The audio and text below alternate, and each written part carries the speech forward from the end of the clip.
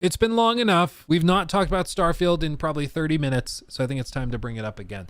Apparently, there's a bunch of updates and things coming to Starfield, and some Starfield fans are saying that this is like the beginning of the redemption arc. It's going to be the beginning of the next big like push for the game, and it's going to win over people again, and it's going to get a renaissance, and it's going to have a No Man's Sky event happen with it. And here's the thing. I think like Starfield is a fine game. My point was just, it was never going to live up to the hype. And that's why I tried to push to people like, be skeptical. Hype makes you stupid. Like, don't buy into all of that. I just tried to push people on that because it was clear that people were just starting to deceive themselves. And a lot of YouTubers were starting to get really sloppy with what was real and what was speculation. And people were just not thinking critically at all. And it was like, hey, they just described this type of system, and they're like, hey, there's no in planet flight, but presumably they're giving you huge maps to explore on the planet surface. So either the maps on the planet surface are going to be in like little fishbowls, or you're just going to be expected to run on foot indefinitely, and then you have to go to a different loading screen, back out to the planet surface, or exterior of the planet, outside of the planet surface, and then fast travel back down to the planet surface to be in a different spot. I was like, no part of this really makes sense, but nobody was talking about it. Everybody was like, I don't know, it seems like it could be really fun and cool, and it's Todd Howard, he wouldn't lie to me, and it's the creation engine too, dudes. It was so stupid. So finally, we got the game, and the game comes out, and as you guys remember, the response initially was pretty positive. I would say generally positive. Not overwhelming. There were some 7s and 8s out of 10, but generally positive. And then we got the kind of afterburn. After like a few weeks, people started to finish the game. And we're like, oh, it's actually like not a lot of replay value. It's kind of burning me out. I don't know. It's not that fun. There's a lot of tech that's missing and broken in it. And I don't know. And it just started to get worse and worse and worse. Now we're in a spot that's a little more interesting, for me at least. Like, we have fans that are actively calling out Bethesda, being like, you guys could have done better. This is kind of, it's not bad, but it's just not what it should have been. You guys can do better than this. And the community is kind of mixed. There's some segments within the Starfield community that are like still like hardcore fanboys, and they refuse to acknowledge anything that could potentially be wrong with the game. And then there's other people that are totally uncritical of it. It's just really, really fascinating. It's really fascinating. So Matty is here to calm our nerves and to assure us that there is a lot of stuff happening here that could potentially be good and worth delving into. So I think we're going to delve into this ourselves and see what MrMattyPlays has to say today. Shirt today when I decided to make a Starfield video, but here we are. Yeah, so we're talking about what is being called by Bethesda Game Studios the biggest Starfield update yet. So we're going to go through what's happening there. We also have some additional information on how much money Starfield made on Steam compared to other big RPGs, and even a little bit of data mining that went down that can give us an idea of what survival mechanics were cut off of Starfield that, given Bethesda has promised they're going to add survival mechanics. I'm always shocked when I go back and look at the game. I don't remember it feeling this flat, but the game does have a weird like low contrast filter on it that is just very, it's very interesting to me. It's very, very interesting. Like, artistically, it just kind of looks bland, and I don't know why they put that color filter over top of it. It's just very strange to me. We can maybe get an idea of what those will look like. So we're gonna go through all of it here today. Ladies and gentlemen, if you're new here and you're into the latest updates on Starfield, you're in the right place. Consider subscribing. Let's begin with the 4-tweet thread from Bethesda Game Studios and discuss what they are calling their biggest update yet for Starfield and what it exactly entails. Where they write, next week on January 17th, so this week, we'll be putting our biggest Starfield update yet into Steam Beta with over 100 fixes and improvements with a planned release date for all players 2 weeks later. Here's some of what you can expect. And so they continue on saying, this update contains a multitude of fixes to quests. Eye of the Storm issues such as being unable to dock with the legacy or data transfer not starting and temples not showing up in Into the Unknown will no longer prevent Constellation from exploring the cosmos. Additionally, this update brings stability improvements and numerous graphic improvements ranging from additional widescreen support to improved textures, lighting, and shadows, with the before and after image where you can actually see there is an improvement to the character. That's cool. I mean, they're actually doing stuff.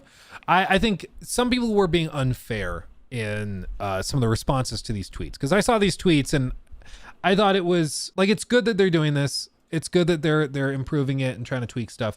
But at the same time, like, I think that people are generally frustrated that they're doing little incremental fixes like this instead of huge, like, broad sweeping changes. But here's the thing. Game development takes time. Improvements and bug fixes and tweaks take time. Primary example would be like Cyberpunk 2077. It started out not great. It's pretty bad, dare I say. And it took years and years for them to tweak stuff, patch this, fix this quest line, fix this bug. And then once those were fixed, they went in and started adding and changing gameplay. And all the while they're working on big changes in the background. And then this huge DLC expansion. And it all kind of stacked up around the same time and ended up with a game that was significantly better than the original. And the original was basically what it should have been. It took 3 years of long, hard, arduous work and a lot of very small incremental changes. So I know a lot of people are frustrated with where Starfield is right now, but just understand, like, this is how it happens. This is how it starts. This is how you end up with a game that is what you wanted it to be. It just takes some time. It takes some time. So I love bashing BGS as much as the next fella for stupid decisions. But in this case, I think it's just great that they're putting these patches out. Some other people were like, oh, why is it taking them months and months to get this out? Well, on the one hand, they were doing some patches and fixes in the lead up to the game's, or after the game's launch for a few weeks. But the thing that happens typically with a lot of game studios is that you will have a period where everybody kind of goes on a little vacation. So if you have, let's just say this is like the timeline, okay? And we're going to just say like, ooh, we'll say this is launch. And then this is, let's say, Christmas. Yay, Christmas for everybody. And then this is like New Year's, okay? And then we'll just say like, this is where we are right now. We're like over here. So what happens for a lot of employees is that they will go and like launch the game, and all during here, they're in crunch. Okay. This is all crunch and it's really tough. They're working long hours. They're trying their best to get the game done, and then the game launches, and maybe it's received great, maybe it's not, doesn't really matter. After that, what happens is a lot of people go on a little vacation. They'll have a smaller team that stays on board for a little while, but a lot of the team will go and will take a little bit of a vacation and hiatus. I think like Todd Howard even spoke about this after they launched, I think it was Fallout 4. He took like a 2-month hiatus and basically vacation to calm down, spend time with his family. Then he comes back and then he's like, okay, let's get to work on Starfield. Let's hit the ground running. And then they did Fallout 76 and everything else. But he was like, he took an extended staycation where he went and just calmed down after a long, hard crunch. So I think what happened is that basically the studio after the launch, a good number of the team went and took like a little well-deserved break. And then they came back into the studio and they had this period of time to actually work on patches and fixes and stuff. And then Christmas break happened. And so then they all left the studio again, probably through Christmas and New Year's. And then they get into the studio here. And now they have this period of time to start working on fixes. So this is a little exaggerated. They didn't take off, like the whole team didn't take off months and months and months. But the point is, after the release of a big game, it's really common for studios to take breaks, calm down a little bit, and then come back in and work on stuff. And releasing a game late in the year can also lead to problems like this. Notably with Assassin's Creed Valhalla, or as we all should know it, Assassin's Creed Valhalla. One thing that happened with Assassin's Creed Valhalla, if you remember, there was a bug that happened where Eivor, it depends on if you guys want to make fun of me for pronouncing it as Ivor, where he was drunk. Let's see, drunk glitch. And this was a bug that happened in Valhalla, where basically anytime you loaded into the game, you would be super drunk. And like the screen would be wobbling, you wouldn't run straight. It was like a well-known bug that lasted for months. And basically it was a bug that was introduced during the Christmas patch, as you see here in the top comment. And what happened is they patched for Christmas, this like Christmas event, and it caused an issue where like the game thought every time you loaded in that you had just done the drinking mini game for whatever reason. And it was a quick fix, but what happened is they dropped this patch like right here, like right before they all left for Christmas. It was like the last thing they did. So they dropped it. It ended up having this big bug in it, but they were all out of office through Christmas and through New Year's and everything. So by the time they actually got into the office to fix it over here, like it had been in the game for weeks. And so people were like, we just kind of got used to it. But like right here, they ended up dropping the fix for it and everything was fine. But it took that long because they were all out of the office. And so it's always funny whenever you have a game that launches or has a major update or bug introduced right before Christmas and New Year's, because almost inevitably and almost without exception, you end up with extended periods of time that it takes to fix it. Beyond that, let's see what else they have going on. I just think it's not fair. All of this to say, I don't think it's fair to bash on Bethesda for now, like at the start of the new year, getting on fixing some of this stuff. I think it's just good that they're fixing stuff. Models. Also, other fixes and improvements include sky disk geometry, planet ring shadows, bulldozed objects reappearing when returning to an outpost, ship hatches marked inaccessible, and another fix for asteroids following ships. The update notes will be posted next week when the Steam beta is released. So that is what is being marked as Starfield's biggest update yet. For the people who are sticking with the game, this is pretty cool because graphically it's about to improve. Otherwise though, I'm going to say what I did mention when we went through a lot of Starfield's updates, which is if you're one of those people who's either on the fence with Starfield or you really want to like it, but you're not happy with the product, I'm not saying this just to punt you out of here. It's just my own advice is I would wait until the expansion. Given Bethesda is going to be releasing updates every 6 weeks, it's something worth monitoring, but I don't think any single one of these updates is going to fix Starfield for people right away. I think it's going to require a lot more effort to get to where the game needs to be for a lot of players. And I don't think it's going to come in a single free update for Starfield. So my suggestion would be if you look at this and you get a foul taste in your mouth, like this is your biggest update yet, I would just punt it until the expansion, see what Bethesda's doing then with all of the free updates combined in there, and maybe that'll be the general big change that you've been looking for. I actually really agree with this. I think this is a great idea. A lot of people, I mean, as I just went through, are expecting huge transformational things to happen with the game all of a sudden. And it's like, it just doesn't work that way. It takes some time. And I think it's reasonable to say, like, if the game isn't for you right now, that's okay. Wait for like an expansion with new quests and gameplay. Wait for some time to go by, and then you can come in and the game will feel markedly different. And I think that that's totally fair. I think that's totally fair to do. Chag, let's see.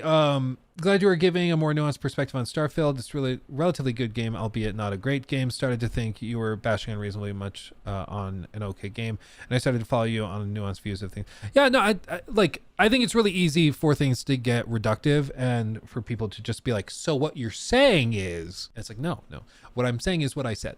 And so like for Starfield, I think it's a good game. Fine game, good game, whatever. It's probably like a 7, 8 out of 10, but a lot of people were expecting and hoping for a 10 out of 10 and lying to themselves that it actually was that. And I was like, it's not. There are some big problems. And it feels like out of nowhere, people started to wake up to this in the last couple of months.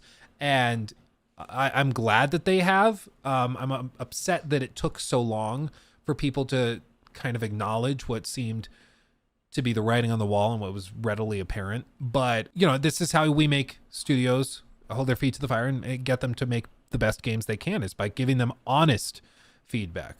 Like that's the key. You just have to come in and give them real constructive criticisms of like, hey, this doesn't work and I don't think this worked because of these reasons. That's how you do it. Lying to them and being like, actually the game's really good and anybody who doesn't like it is just a hater, that's not going to make the games better. And that's why I'm honestly kind of concerned for Elder Scrolls 6, is because Emil Pagliarulo, again, Todd Howard's right-hand man, he said he doesn't watch reviews, he doesn't listen to them, doesn't read them. He's not interested, because he's like, we made the game we wanted to make, and if they love it, great. If they didn't love it, too bad. And that is like, what are you doing? as a creative, like, yeah, we can all be like, oh, well, it's about creating an art form and a piece of art that the community loves and appreciates, or maybe they don't love and appreciate it, but it's about sending that message and being true to my soul song. And that's what I'm trying to do. Good for you, man, but you shouldn't be upset when people don't like it. Like, I understand you might go like Yoko Ono on it and you just get up on the mic and go, and just start screaming and disrupting everything and everybody hates it. But you're like, well, that's what my art told me to say, and that's what I wanted to convey. Is that feeling that you felt, which was misery. That's what I was trying to do. It's like, cool, but you shouldn't be surprised when nobody buys tickets to your shows, right? And as YouTuber, like, I'm trying to make videos that you want to watch, because partially this is my job, this is how I provide for my family, but also, like, that's the goal, is to be a more successful YouTuber that has a larger following, more viewers, and that you guys like the content. That should be the goal. And as a game developer, I would assume you're doing the same thing. You're trying to make the best game you can. You're trying to put pieces together in a way that your community loves the most. Like, you should be reading the reviews, taking that criticism in and being like, okay, you guys didn't like these things. How do we fix it? How do we make you like it? And that's what I would hope would happen with the Elder Scrolls 6, looking back at Starfield, being like, how could we fix this? How could we do better? But you almost never see, like, BGS do that. One of the best things I saw from Cyberpunk, come out of Cyberpunk, was CD Projekt Red's commitment to fixing it. And at the time, it was like, these are words. Show us with your actions that you can fix it and turn this around. And they did. Like, they actually managed to do it. And I think that deserves credit. And if Starfield gets turned around and they add in stuff that improves the game significantly and fixes some of those core problems, I'll be all about it. And we'll be talking about the Renaissance. And, you know, people were commenting on some of those videos we were doing on Starfield and be like, I just can't wait for in 3 years when all these YouTubers start making videos being like, wow, the game's actually really good now. It's like, yeah, I hope that happens. We all should hope that happens, that they fix it so much that the game is so good then. But right now it has problems, which is why those videos do so well, because everybody's feeling that same thing and they're just looking for a video that can kind of put it into a concise way where they can be like, yeah, that's what I've been feeling. That's what I've been experiencing. That's what they're looking for. And to pretend like it's not there and that people are delusional or just hating for the sake of hating is just bafflingly stupid. It's so asinine. But for me, looking at this, you know what? Quest fixes were super necessary. This is something I said at launch that needed to be tackled by Bethesda Game Studios. It doesn't surprise me that the first big update out of the new year is something with a lot of technical fixes for the game. I remember when I was reviewing the title, a couple people were reaching out telling me that they were stuck in the main story, and it looks like they're finally targeting a lot of those big quest bugs there. So yeah, notably, if you guys remember my review, I had the Crimson Fleet quest line where, like, no spoilers, of course, but there's basically one head honcho within the Crimson Fleet. And I had a bug during the review period where he just, like, you'd walk in the room and then he would just float out of the spaceship and just be gone. And, like, he was loaded into the scene. So the game engine had him, like, located in the scene, but he was, like, you know, however many thousands of meters away, so you couldn't actually get to him to engage in dialogue to progress the story forward. And it was just it was broken. Like, it just was broken. And so, like, it just was it was just kind of funny, but also very frustrating that type of thing happened.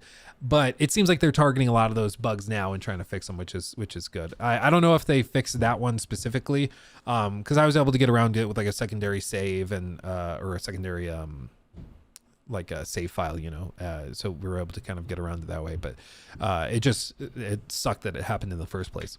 So people can, you know, actually finish the game, because I know no one's gonna like me saying this, I really like Starfield's main story a ton, and I wish more people could experience it. So to know they're targeting fixes there is great news to me. And that's one, I'm sorry to keep pausing it, but that's one that I'm genuinely surprised by, because I heard this at launch. People are like, I actually really, I'm sorry, Maddie, I do use I'm sorry. That's when, like, I genuinely don't understand how people could, like, love on the main story for Starfield. People at launch were saying the main story is really good. Some people were even saying, don't do side quests, just go through the main story. I was like, bro, the main story, by my count with my spreadsheet, is like well over half like fetch quests.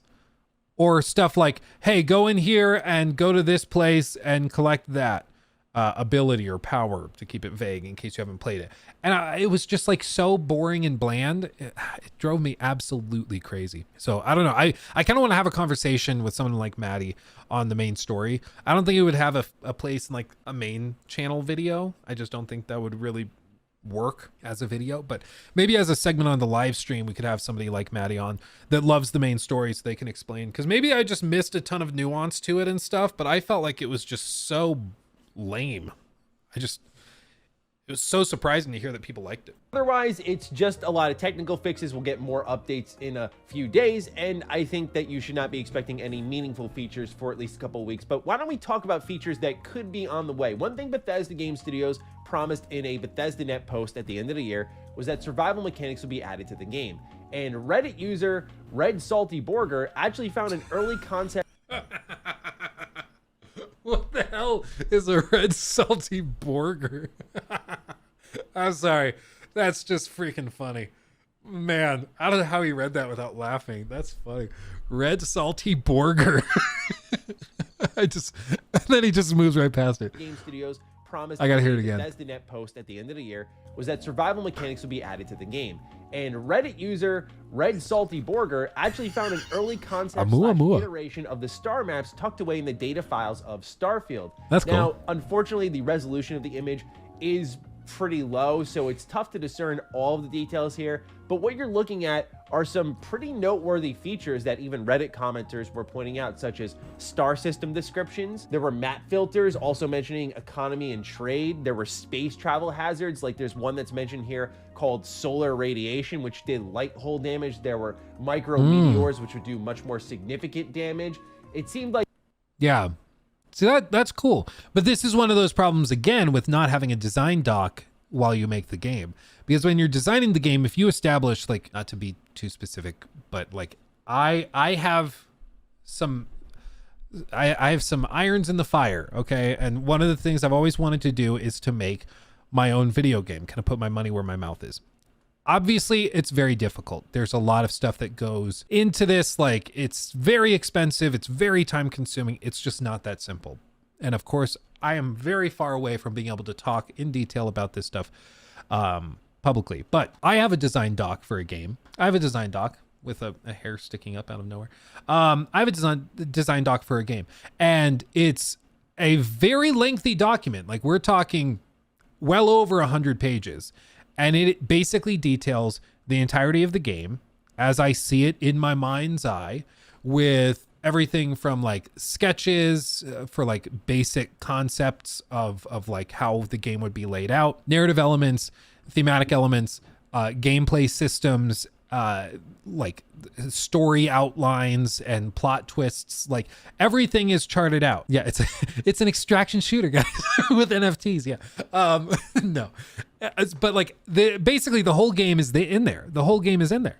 And it's useful for us as we start to like refine the ideas within the document, because we can fine tune it, figure out exactly the game we're trying to build, and then begin building it from there. And in the same case of like Starfield, when you're trying to design this and you have like, okay, we're gonna have an economy system, so you have different types of economies based on the star system. That could lead to maybe an economy based around trading iron ore, and that's the primary material that comes out of this particular system. So if you have a bunch of iron ore that you've collected from this area over here, you can take it over to this star system and sell it for significantly well, probably less if they primarily export it, but maybe they primarily import ore and they export refined iron. And so you bring your ore there, they buy it from you for extra high amounts of money, and then you can take the refined stuff over to the Cheyenne system,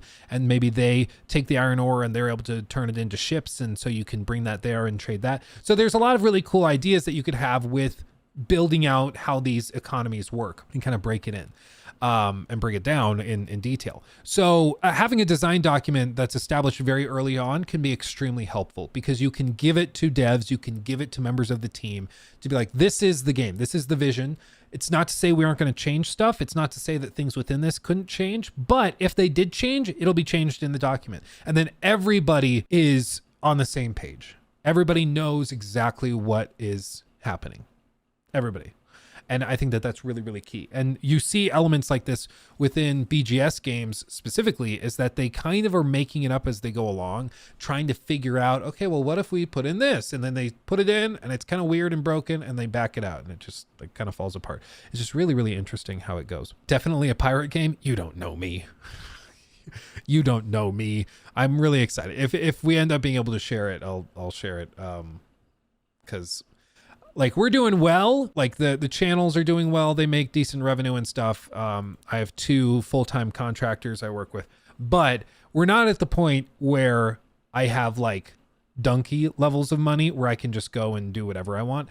Maybe one day we'll get there, but as of right now, we have to be much more coy and smart with it. So I'm going to try to build things out to the point where we'd be able to pitch it to either established teams, or I'd be able to bring on some more members of the or some more members to a team that we could build out prototypes or vertical slice so that we could pitch it to publishers to get funding to do the rest of it. But it's a good long ways off before I could really talk about it, unfortunately. So you guys are just going to have to sit and wonder what I have going on. Like there were much more hardcore mechanics originally attached to Starfield that were then stripped out. I've said it multiple an Egyptian pirate simulator game. Boom. times in videos talking about Starfield that you can really feel a lot of the survival mechanics were just pulled out of this game. For what reason, I could imagine was game balance, but I definitely think it was to the detriment of this product, because a lot of objects that you find in the world, while the interiors, I love the decorating of them and how many items are laying about, very few have actual use and purpose. And much like New Vegas in its hardcore mode adds a lot of meaning and value to all the items in the world, I feel like Starfield could benefit a lot from some sort of survival mode here. Although I do imagine that probably what Bethesda was struggling with was like fuel consumption. That was probably going to be a limited resource. And then that dovetails into keeping players stuck on a planet. So it required more time and more balancing. And that's why I do have... Yeah, and I understand it's all about priorities. You got to figure out what's worth doing and what's not worth doing. So that's absolutely true. Again, it would be interesting to talk to the devs and figure out what exactly was cut and when it was cut. But I agree, there clearly were many more survival mechanics and elements within Starfield at some point, and then they were altered and pulled out for one reason or another.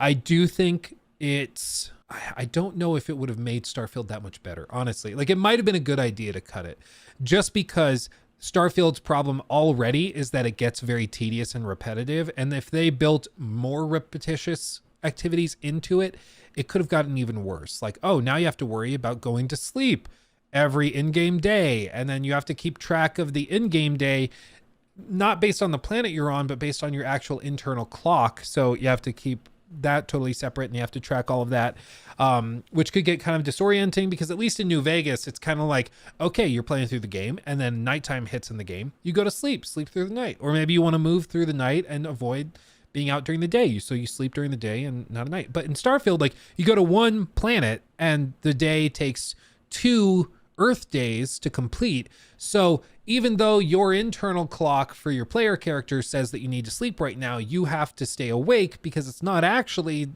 it could cause all sorts of confusion there. And then beyond that, it's just like more tedium in a game that's already burdened by excessive tedium. And you have to wonder if that's actually worth it, if that makes sense. I think that's very valid to question. A level of optimism about Bethesda Game Studios maybe getting major features into the game sooner than we expect, only because I feel like for how long Starfield was in development for and how much they had to chop down just to polish it up and finally get it out the door, which we know how much QA was on this game. Like, they just needed to get this thing out at a certain point, at least internally. I imagine that was the feeling, where I imagine a lot of old mechanics are going to get picked up, polished up, and presented to us that were supposed to be a part of the original game. One thing that many developer says, but I do remember it directly from Todd Howard's mouth, is you can make anything you want, you just can't make everything. So I imagine this... The specific quote is, we can do anything, we just can't do everything. And I think it's true. It's just about priorities and figure out what the priority is. Is their goal is to get to that point of everything they originally wanted in the game. But nonetheless, to me, looking at this with the star system descriptions and a filter, for God's sakes, is something that we desperately need on the star map. I think that this is going to be one of those major set of features that you're going to see introduced to Starfield probably sooner rather than later. And it would be a good excuse to fire the game up again for those who are enjoying it. And I think for a lot of people, one of the big complaints, which I always say, I go back to, is I think Starfield's biggest problem is really how it's designed, is this could address some of that for some people. We'll see. Yeah, it's an uphill battle. There's a lot to fix with Starfield. As for like, one of the things I'm always shocked by with the like star map and stuff, Bethesda with like Skyrim, they had some amazing UI. I loved Skyrim's UI. Like, you remember how it's like built around the 4 cardinal directions? Again, reminding you it's all about exploration. So, you know, you go up to go here, you go down to go there in that menu, and left to right to select whichever other menus those were. And then like to level up, you actually look to the stars and you look up and the menu transitions down and you're looking at all of these different star, whatever they call them, the astrology things, signs or whatever. You look up into those and you see the different signs in the stars and you use those to level up. I thought the UI was great. I thought it was great. And then with like Fallout 4 constellations, thank you, Jericho. That's, yeah, I couldn't think of constellations for some reason. I thought it was great. It made sense thematically and functionally. It was awesome. And then in like Fallout 4, it's just more of the Pip-Boy, which the Pip-Boy, I understand why they do it, because like, ooh, it's in the game world and it's like all part of the same thing. But the UI sucks. And that's like part of the joke, is that it's like old timey and it's outdated and kind of clunky, but it's still clunky for the player. Like it just sucks. So that's a whole other thing. And then for like Fallout 76, it's a little better, but it still kind of sucks. And then with Starfield, I feel like the UI across the board is just overly complicated. It's cluttered. It just, even the star map is not very interesting to look at. Like initially you're like, wow, so many stars. Wow, stars. And then it's like just a collection of white dots basically. And to figure out, like, I remember when I was playing for review, I went to Neon and then I left Neon at some point and started traveling around different systems. And then at some point I needed to go back to Neon because I was like, I have to go there to like kickstart whatever Crimson Fleet questline, or no, not Crimson Fleet, whatever the company is that you get started on there, that faction questline, whatever that is. I needed to go there to start something like that. And I traveled to like 7 different systems before I clicked on the right one to figure out which planet had Neon on it, because the UI was so unnecessarily unhelpful. Like it was really difficult to figure out where anything was. And like the fact that you couldn't tag like star systems with little custom marker tags and stuff that stay permanently, that baffled me. There's just a lot of weird things with it. In due time. But the last little bit of news I wanted to go. Why do you guys in chat keep saying that it looks like Maddie's posing for a portrait in the 14th century? Is that like, it's a very specific accusation. It's just over here today was actually financially relevant. There's been a lot of debate, especially now with rumors swirling about Xbox maybe bringing their games to other platforms like Switch and PlayStation. We are often kept in the dark on how much money is being made by particular games. That's why, as unfortunate as the Insomniac hack was, or the FTC data leak by Microsoft, both these were horrible moments for those respective companies for various reasons. But for the consumer, we actually got a lot of valuable intel to properly understand the goings on behind the scenes and how things actually work, which are often kept in the dark on. So anytime I get my hands on this sort of data, it may be irrelevant to a lot of people, but I like to spotlight it and compare and contrast and show what's succeeding here. So we learned what the top 10 grossing games on Steam were when it came to revenue, and you will be not surprised at all who came in first place, which is Baldur's Gate 3 with 657 million. Yeah, that's just Steam. Oh, thank you, my babe. My wife brought me a salad. Love you, babe. Yeah, honestly, like, Steam games 2023 top 10 games by revenue. So specifically revenue, not units sold, but revenue.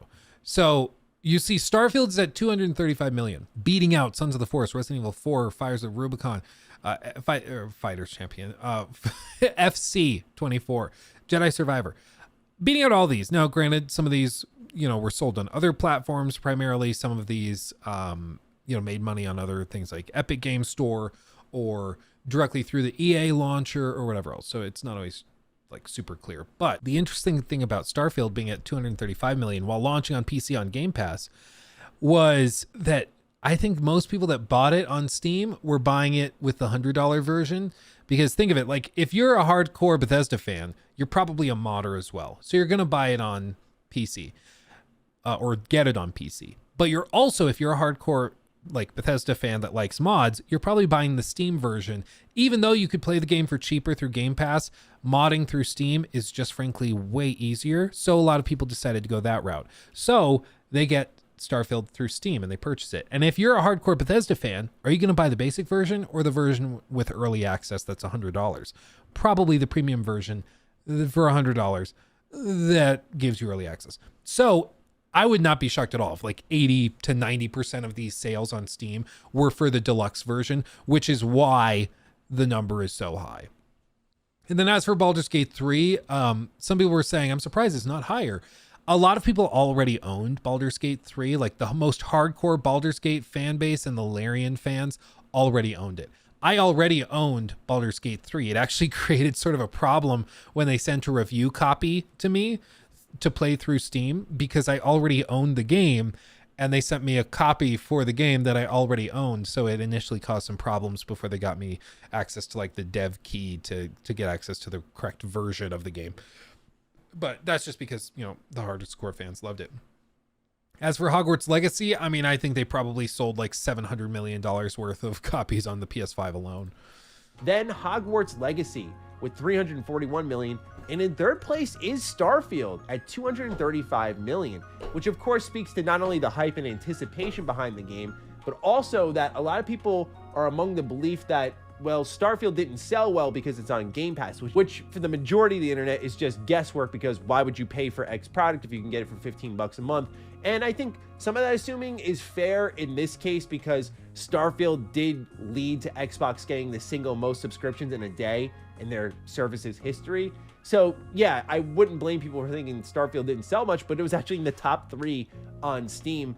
And I think that's specifically because of the modding community and the fact that PC gamers vastly prefer Steam over any other platform. It's ridiculous how much the customer loyalty plays a role in PC gaming. But yeah, I mean, I think if Starfield was coming from another developer and it didn't have mod support or wasn't going to have mod support, I don't think it would have sold anywhere near as well on Steam. But the fact that that's a consideration for a lot of gamers is something that I think plays a role in this.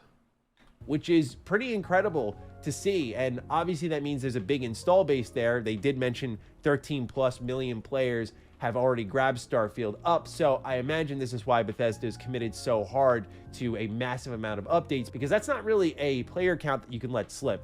Otherwise, we can see afterwards there's a pretty big drop off once more to Resident Evil 4 Remake, which made 159 million, Sons of the Forest 116 million, Armored Core 6 surprisingly 87 million. Shout out to From Software. I love to see that.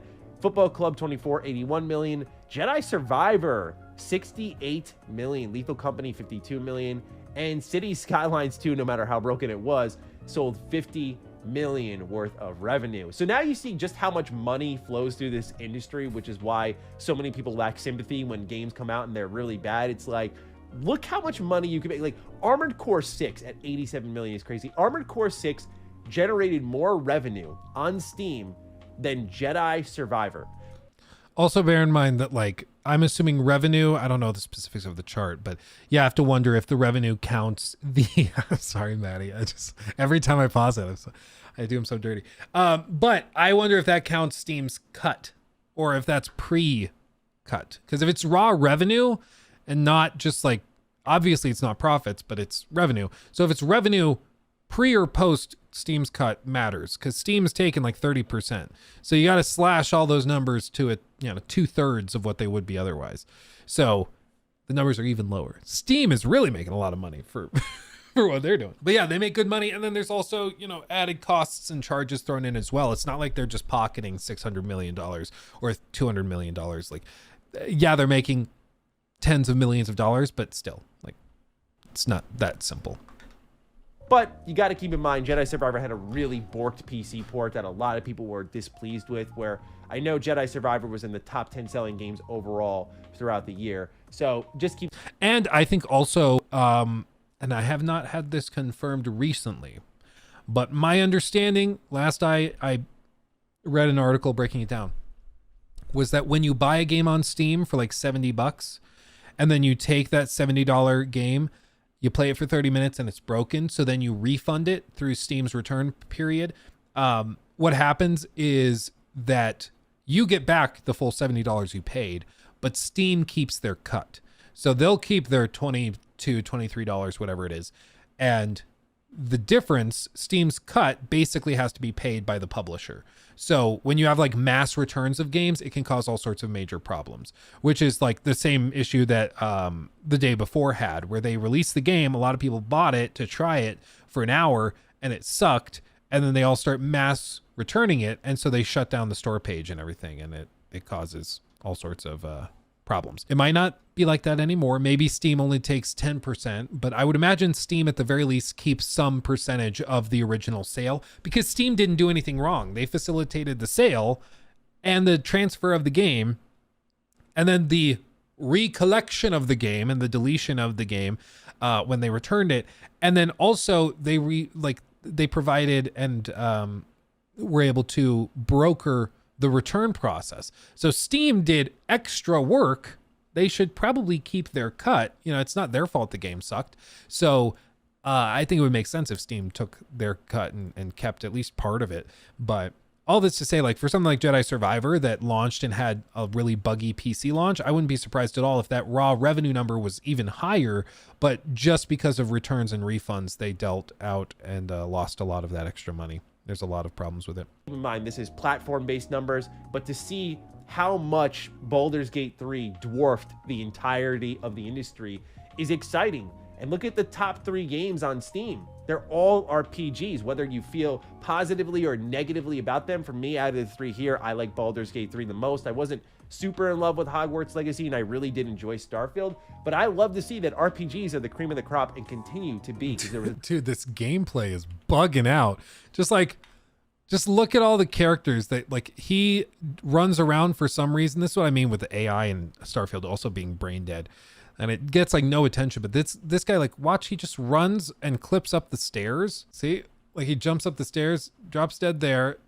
This guy's just standing there.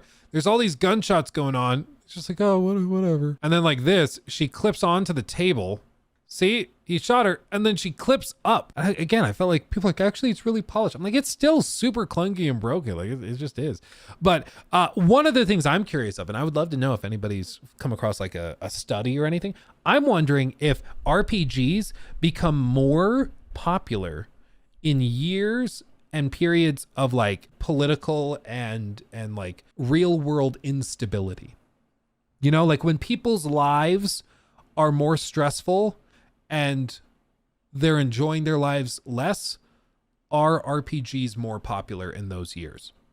You know what I'm saying? Because like in the, like maybe in 2020, like what were some big games in 2020? Were they games that maybe offered an escape? Did those games do disproportionately well? Of course, it's tough because not every game is going to have big RPG releases, so it's hard to compare year to year. But I would be very interested in seeing if like years that are difficult for the public lead to better performance for RPGs that offer an escape. You know, it could be really interesting to see how that breaks down. I'm just curious.